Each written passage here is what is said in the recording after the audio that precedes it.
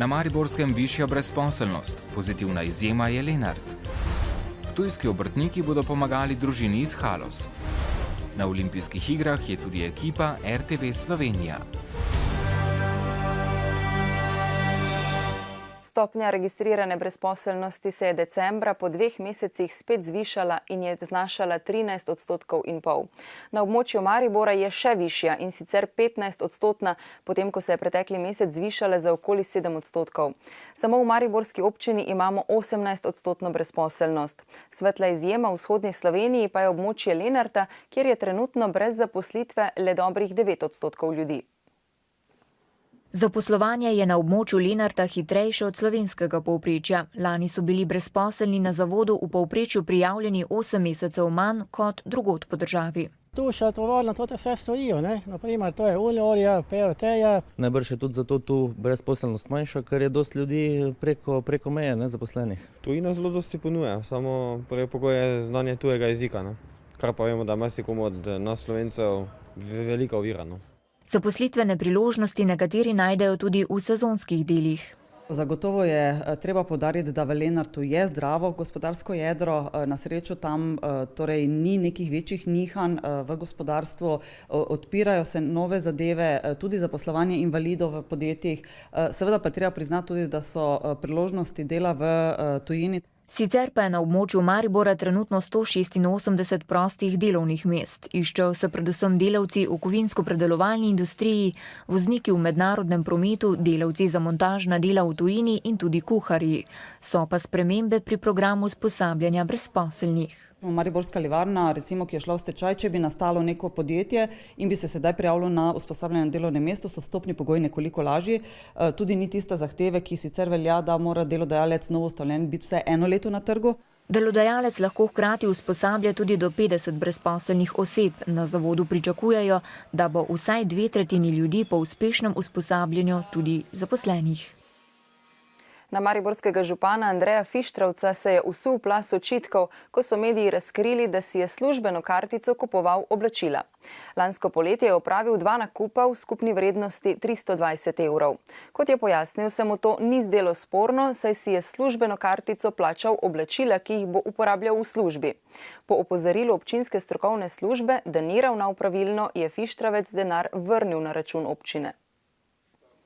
Fištravec si je nakup 3 parov moških oblek privoščil sredi julija lani. Prvič je službene plačilne kartice plačal 150, drugič 170 €. To obleko smatram kot uniformo. Namreč jaz hodim v kavbojkah pa v jopci okoli, ne. Teda jaz, ko pridem na most, se slečem, jaz ne grem na obisk v obleki. In sem mislil, da če delavci, ki delajo na cesti, dobijo uniformo, da to tudi županu sleduje, ne. Na to, da je v zmoti, so ga tako Fištravec opozorili iz strokovnih služb. Takrat sicer še ni veljal občinski pravilnik, ki zdaj jasno določa, kaj lahko kupuje. Oblačil zagotovo ne. Septembra lani je župan znesek za oba nakupa občini vrnil. Jaz o zneskih zelo nerad razpravljam, zato ker pri etičnem ravnanju so zneski nepomembni. Prevara je enaka, če si ti 1 milijon evrov ukradel ali pa 1000 evrov ukradel nekomu. Jaz ne verjamem, da bi župan sam poravnal, kolikor ga ne bi služba opozorila na napako. Odkar je Fištravec na čelu občine, je službeno kartico porabil 260 €. Večina je šla za plačilo okrepčila za gasilce, ki so se spopadali s požarom v podjetju Gorenje Surovina. Sicer pa so nekateri svetniki mariborskemu županu tudi ob nedavnem obisku Kitajske očitali čezmerno trošenje javnega denarja, saj je tja potoval 24-člansko ekipo.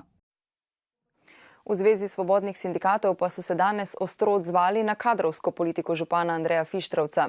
Da zaposluje ljudi brez javnih razpisov, izključno po prijateljskih zvezah in izigrava zakonodajo, je prepričan sindikalist Goran Rajić. Število zaposlenih na mariborski občini se je neuradno povzpelo že na skoraj 300. Spomnimo, Gregorja Kosja je lani župan zaposlil na zaupanje. Kmalu so se odnosi med njima skalili, želel ga je odpustiti, a za to zakonske podlage ni. Izkušnja je po svoje grozljiva in se ne znam predstavljati, da se to dogaja nekemu navadnemu delavcu, da tako rečem. Ne? Če se to lahko zgodi meni, ker sem bil županov svetovalec in me na tak način z enim zamahom izloči iz vseh procesov, to pomeni, da s kakim navadnim delavcem pravzaprav lahko počnejo karkoli.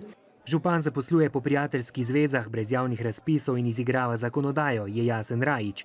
Vodja pravne in kadrovske službe Matjaž Dolamič je čez noč napredoval za kar 10 plačnih razredov. Patricija Janković pa je po le 3 mesecih zasedla najvišjo uradniško funkcijo. Oba zaslužita dobre 3000 bruto in prejemata še dodatek za povečan obseg dela.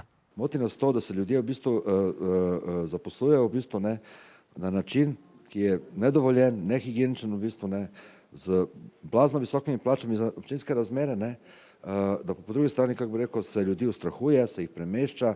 Rajič pa se obregnil tudi ob županovega svetovalca Marka Kovačiča, ki ima kot pogodbeni sodelavec izjemno visoka pooblastila. Kot pogodbeni sodelavec v bistvu župana ima pooblastila, s katerimi praktično vodi mestno upravo. Drug problem je pa v tem dejansko, da gospod Kovačič dejansko ima srednjo šolo. Če bi bil redno zaposlen, potem bi lahko opravljal enostavna administrativna opravila, kot jih opravljajo tajnice, Na občini pa obžalujejo, da ni mogoče prekiniti pogodbe tistim, ki so bili zaposleni na županovo zaupanje. Ne obstaja praksa, na kak način lahko nekdo, ki je brez razpisa prišel na delovno mesto, na kak način bi lahko potem, ko ni več osnove za to izjemo brez razpisa, kako se ga lahko župan ali kdorkoli, predsednik vlade, odkriža. Zaradi takšnega neodgovornega zaposlovanja dosedanjih županov se je število zaposlenih na občini v zadnjih 20 letih kar podvojilo. Danes tam dela skoraj 300 ljudi. Včeraj okoli 21. ure se je na cesti med Dravskim dvorom in Dobrovci zgodila huda prometna nesreča, v kateri je umrl 39-letni voznik kombiniranega vozila. Po podatkih policije naj bi bil zaradi neprilagojene hitrosti zapeljal s ceste, trčil v zemeljski nasip in se prevrnil na streho. Kljub prvi pomoči na kraju so bile poškodbe zanj usodne. Nadaljujemo v Državnem zboru. Pred parlamentarnim odborom za zdravstvo se je predstavila kandidatka za ministrico za zdravje Alenka Trop Skaza, sicer zdravnica epidemiologinja. Parlamentarni odbor za zdravstvo je ocenil, da je Alenka Trop Skaza ustrezna kandidatka za zdravstveno ministrico. V svoji predstavitvi je med drugim povedala, da že 25 let dela v javnem zdravstvu. Sicer pa ostro obsoja korupcijo, smiselna se ji zdi tudi uvedba trošarin na sladke pijače in mastno hrano. Zavzema se za ukinitev dopolnilnega zavarovanja, bi pa uvedla obvezno zdravstveno dajatev, ki bi znašala od 12 do 25 evrov mesečno. Nagiba pa se tudi k participaciji v višini evra ali 2 pri vsakem receptu. Da je zdravstvena reforma nujna in mora biti prednostna naloga vlade, poudarjajo v Zvezi svobodnih sindikatov. Zavzemajo se za krepitev javnega zdravstvenega sistema in za jasno ločitev med zasebnim in javnim zdravstvom. Pri ocenjevanju kandidatke za ministrico za zdravje so previdni, saj Alenka Trop Skaza prihaja iz zdravniških krogov, kjer predlagajo zdravstveno reformo, s katero se sindikati ne strinjajo. V Zvezi društev upokojencev Slovenije pa so mnenja, da manjši popravki ne bodo zaustavili nadaljnjega propada zdravstvenega sistema in vlado pozivajo, naj začne ukrepati v dobro ljudi. Enako kot kandidatka za ministrico se zavzemajo za ukinitev dopolnilnega zdravstvenega zavarovanja in se bodo, kot pravijo, z vsemi sredstvi borili za solidaren, dostopen in kakovosten javni zdravstveni sistem. Ptujski obrtniki so ponovno združili moči in tokrat na pomoč prihajajo 4-članski družini iz Haloz. Čučkovim je lani eksplozija plinske jeklenke tik pred novim letom uničila hišo, ki so jo stežka kupili.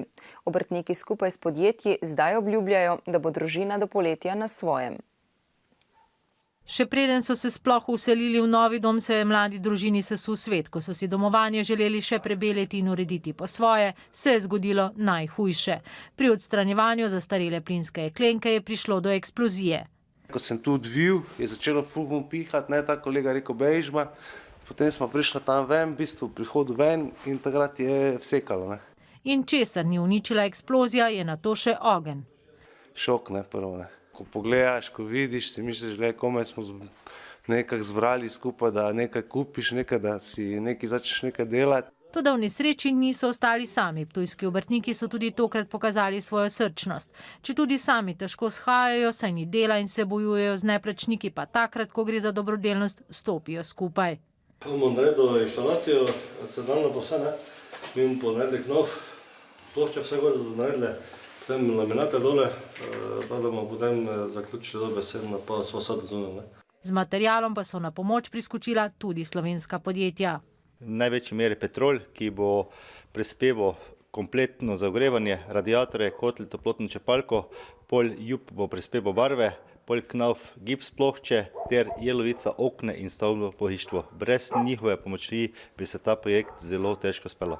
Prvi material so družini že dostavili. Za kopalnico pa tiste umete, da se umeče, ne? Ob tem pa se je pojavila še težava s cesto, ki je neprevozna. Robo mora spraviti do hiše, da se nosa nam. Mi ga kličemo, ne? Toda upajo, da bo to težavo rešil župan in da bodo Čučkovi čim prej na svojem. Zdaj se namreč skupaj z dedkom stiskajo na 25 kvadratnih metrih. In zdaj Ptujsko mestno gledališče, kjer je občinstvo sinoči uživalo na baletno-glasbenem večeru 2 mladih baletnih solistov v kubanskem baletu. Za glasbene vložke tanga med baletnimi točkami sta poskrbela Gregor Zupanič in Andrej Žibret. Zamisel je v bistvu nastala, ker sva se že vsak dan se midva pripravljala redno za te variacije, pač vsak dan 2 ure približno vadila vsak dan 5 baletov in pač sva si pač zamislila, da bi bilo dobro, da pač to pokaževa ne pred publiko, ampak to sva že midva večkrat odplesala. Za začetek baletnega večera sta Ana Marija in Abram odplesala Pas de deux iz drugega dejanja baleta Gusar. Sledila sta še baleta Don Quixote in Vals maskerade. Don Quixote je bolj živahen, pa tako, pa zmeraj mora biti malo bolj miren in malo bolj živahen, da je bolj tudi zanimiv. Me gusta Don Quijote porque es un personaje español, tipo español, barbero de Sevilla, de España. Y me gusta mucho enriquecerlo con mi forma de bailar y lo encuentro interesante porque es de habla hispana, me gusta el estilo español. Kubanski balet je menda po pomembnosti takoj za ruski. Abram, ki smo ga sinoči videli izvajati vratolomne skoke, je moral na odru ptujskega gledališča natančno odmeriti korake. Y por lo general me gusta los espacios más grandes, que es más cómodo porque uno se puede desplazar más fácilmente, expresar, actuar y me gusta más grande, es más cómodo. Kje ste v tem baletnem nekako konceptu našla še tango glasbenika? Ja, tango glasbenika sta moja sošolca. Sem si mislila, da bi najbolj tango pa kaj takega pasali v najin program in sta bila takoj za stvar in smo se zmenili. Baletno-glasbeni večer bo nocoj ob 19:30 v Ptujskem mestnem gledališču doživel še eno reprizo. V kulturno-umetniškem programu RTV Slovenija so ob letošnji stoletnici Prve svetovne vojne pripravili 5-delno serijo z naslovom Slovenci v Prvi svetovni vojni. Dokumentarni filmi osvetljujejo položaj slovenskih vojakov med vojno, posebno pozornost pa namenjajo tudi Soški fronti, ki sta ji posvečena 2 dela serije. Gre za zahteven projekt, ki je zaradi dolgotrajnega zbiranja arhivskega, pisnega, fotografskega in filmskega materiala nastajal kar 3 leta. Prvi del serije z naslovom Zatišje pred viharjem, ki bo predstavil kulturno-zgodovinsko in gospodarsko ozadje začetka Prve svetovne vojne, bo na sporedu nocoj ob 21:05 na prvem programu Televizije Slovenija. Poglejmo še na tuje. Na Hrvaškem se borijo z naraslimi vodami. Območje Zagreba je davi dosegel vodni val iz Slovenije, poplavljenih je na desetine hiš. Še precej resnejše so razmere na območju Siska, kjer sta bregove prestopili Kolpa in Sava. Oblasti so na nekaterih območjih razglasile stanje naravne katastrofe. In še novice od drugod. V Ukrajini so izbruhnili nasilni spopadi med policisti in protestniki, ki so skušali prebiti policijski kordon pred poslopjem parlamenta v Kijevu. Policisti so proti demonstrantom, ki so metali kamenje, posredovali z gumijastimi naboji, solzivcem in dimnimi bombami. Tajska policija je znova poskušala zavzeti vladne zgradbe, ki so jih zasedli opozicijski protestniki. Pri tem je prišlo do spopadov, poškodovanih je bilo najmanj 25 oseb, več 10 je bilo aretiranih. V starem delu Bangkoka je bilo v posredovanju policistov slišati strele in eksplozije. En policist je bil ustreljen in je podlegel poškodbam. Protestniki zahtevajo odstop premijejke in predajo oblasti začasni neizvoljeni vladi, ki bi izvedla reforme za boj proti korupciji in proti domnevni zlorabi javnih sredstev, šele na to pa bi pripravili nove volitve. V naselju v avstralskem centru za priseljence na otoku Manus v Papui Novi Gvineji je bila ponoči ubita ena oseba, 77 je bilo poškodovanih. V noči na ponedeljek je iz istega centra pobegnilo 35 prosilcev za azil, pri čemer je bilo več poškodovanih. Center na otoku Manus je eden od 2 centrov za nezakonite preseljence, ki jo ima Avstralija v tujini. Drugi je v Nauruju. V Braziliji pa se pospešeno pripravljajo na tradicionalni karneval v Rio de Janeiro. Tudi otroci, ki živijo v revnejših predelih mesta, se že z veliko vnemo pripravljajo na parado.